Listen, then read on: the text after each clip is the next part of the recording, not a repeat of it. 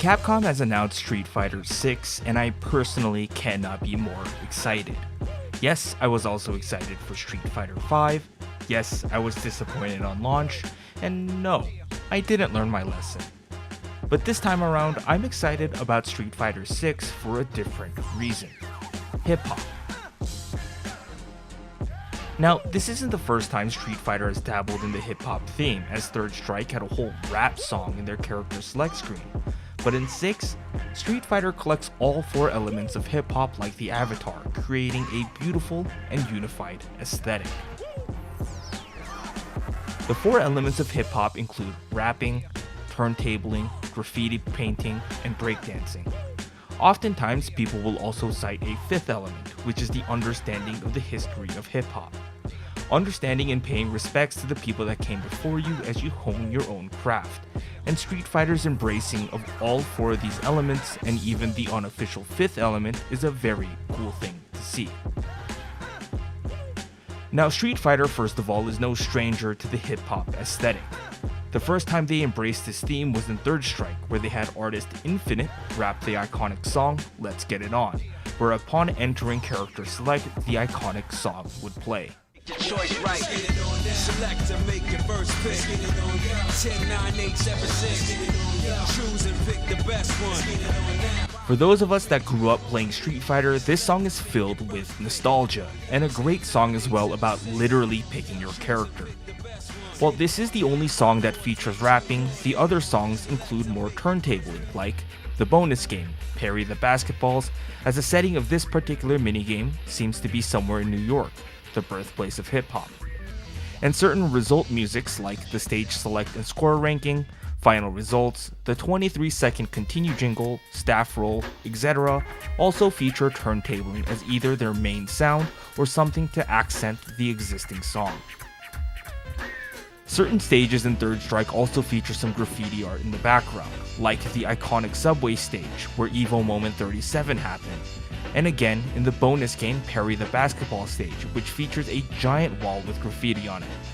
And while Third Strike did a great job in embracing 3 out of the 4 elements, with graffiti only really being a minor part, Street Fighter 6 takes it a step further and embraces all 4 elements, even the unofficial 5th element, to crazy degrees.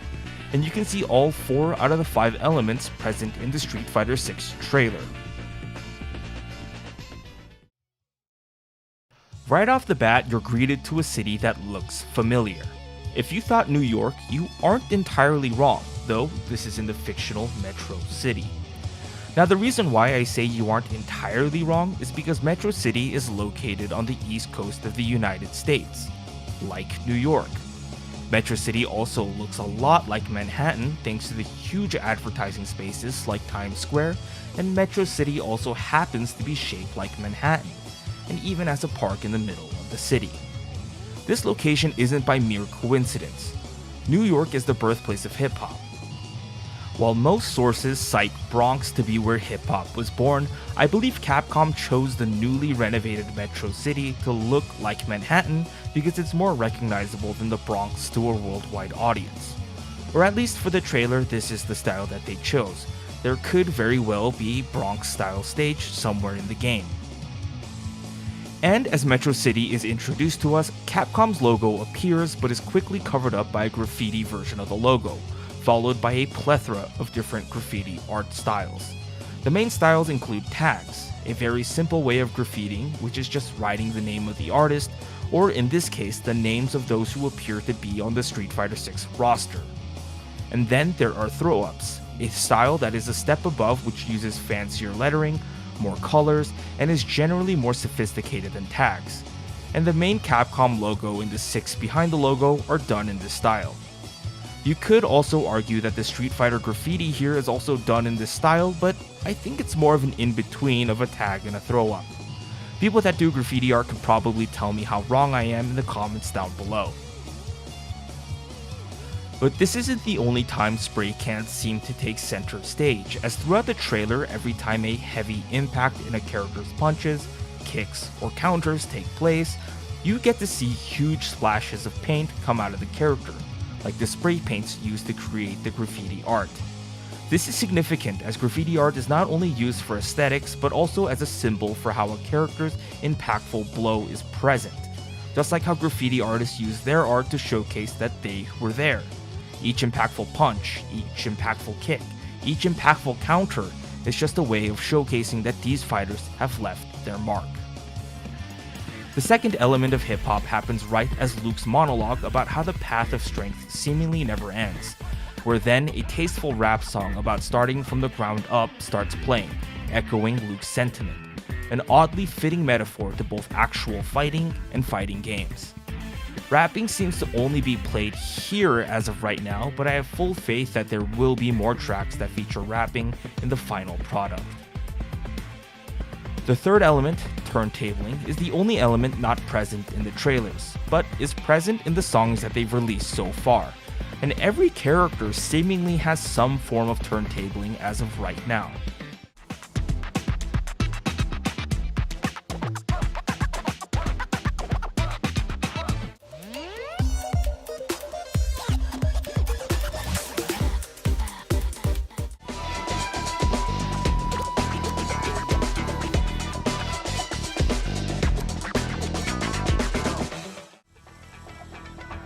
While I don't expect turntabling to be in every Street Fighter 6 song, I find it cool that they've managed to sneak it into all 3 songs that are currently available to listen to as of right now.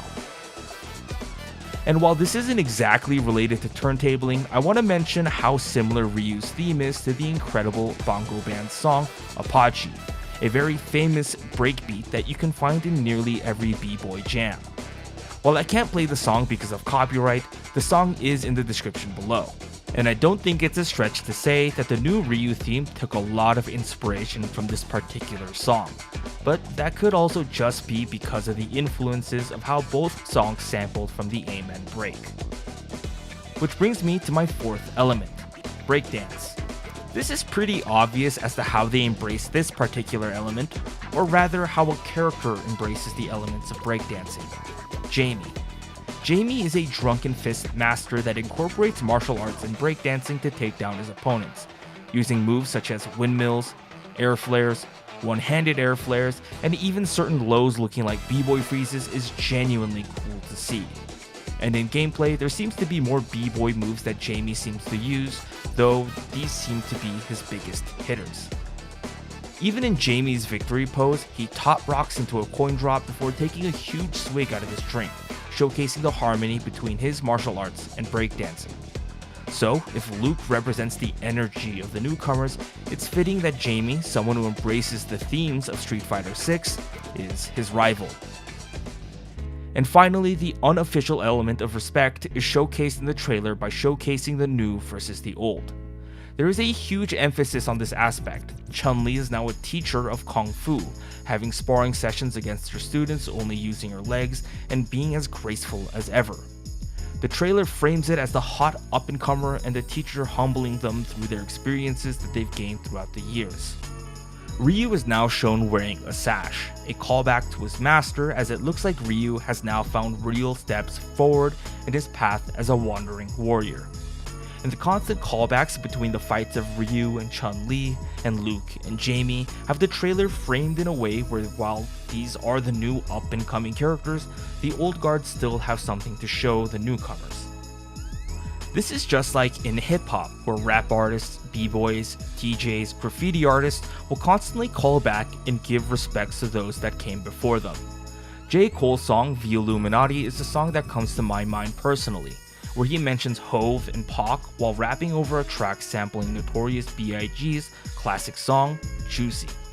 Again, I can't play it due to copyright, but I find it neat that Street Fighter has somehow embraced all 5 elements of hip-hop, including the unofficial one, to create such a unique and interesting aesthetic that's not present in other fighting games. But why does this excite me so much? Capcom embracing hip-hop means a lot to me, as I personally grew up embracing a lot of the culture in the music, but most importantly the breakdancing aspect of hip-hop. This meant that every Friday after classes, my group of friends and I would meet at the end of the hallway and practice for whatever jam awaited us. And through the blood, sweat, and tears, we created a brotherhood through our love of hip-hop. And even outside of our practice sessions, we bonded in other ways, which included things like card games, festivals, but also fighting games, including Street Fighter. While we were never that great at these games, it really does feel like I've gone full circle with Street Fighter.